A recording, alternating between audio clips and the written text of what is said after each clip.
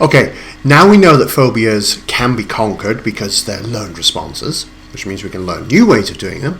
Let's take a look at some of the different ways in which people have, over the years, attempted to conquer phobias.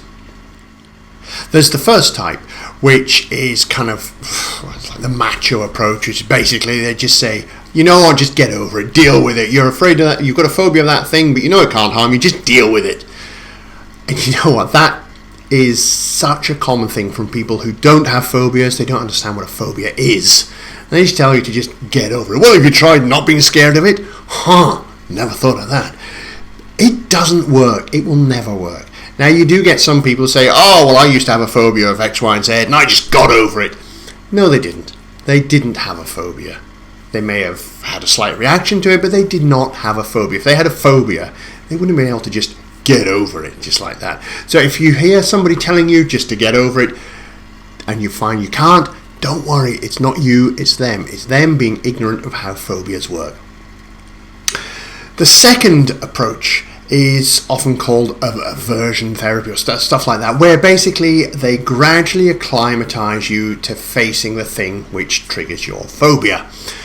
And it could start off by thinking about it, then by looking at pictures of it, then by looking at film of it, then by seeing it behind glass, for example, and then finally by actually holding or touching or experiencing whatever it is.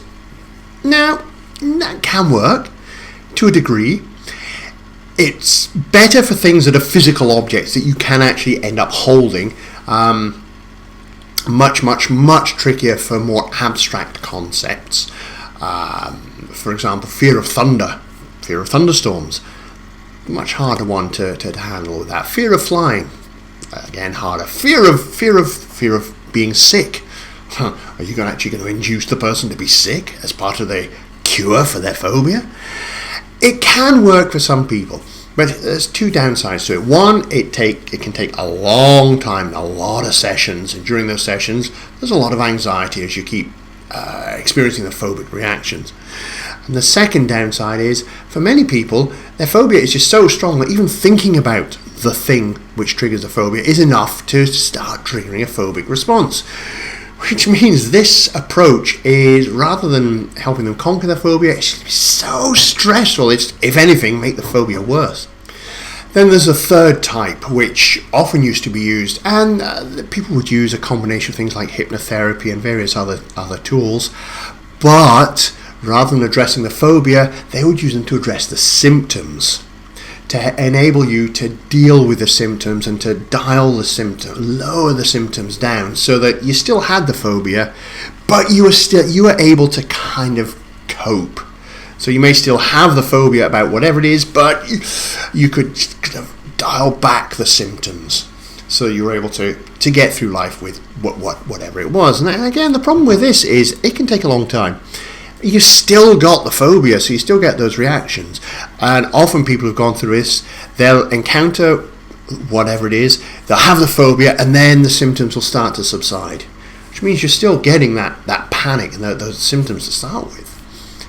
Again, not an overly good way of dealing with it, but it's one which many people have used.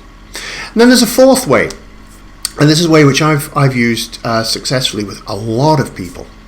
This is the approach which I always use, and that is, rather than dealing with the symptoms, forget that. Let's go right back to the cause. Let's deal with the cause, because remember, everything we do, we kind of, our unconscious has this rule book. It checks the situation and it knows how to respond. And it's the same with a phobia. We encounter whatever it is.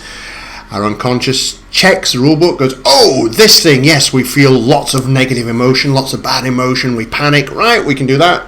Engage panic mode. So what we do is actually reprogram the neural pathways, rewrite the rule book. We go back to the first event, but not in such a way that you're experiencing the event. So there's none of this experiencing all the terror and panic.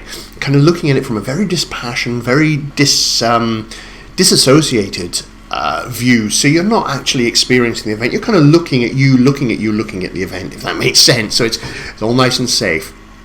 But what happens is we turn that experience from something that was very, very negative emotionally into something that's either flat or, in many cases, it's actually quite a laugh. People, almost invariably, when we go through these sessions, people end up laughing at the very thing that used to cause them the fear. And that's what we do. We rewrite it using some very simple, very fun, enjoyable techniques. You do end up laughing out loud, laughing a lot, which means that rule book is rewritten. So next time you encounter that thing, your mind goes, oh, it's a spider. What? Oh, yeah, a spider. Oh, cute things. And the response has got, the old response, gone completely. Does it work? Absolutely. Absolutely. And in the next video, I'll share with you just a few very short case studies, for want of a better word, examples of people before and after with their phobia reactions, people that I've worked with, just so you can see the power of the responses. But that's what I wanted to share in this one. Is there are usually 4 different kind of ways in which people attempt to deal with phobias. The way we deal with it: don't bother about the symptoms. Let's go right back to the cause. Fix the cause, all the symptoms disappear. We'll see how effective it is. Catch you in the next video. Bye-bye. And if you like this video, please don't forget to click like, to leave a comment, and to hit subscribe.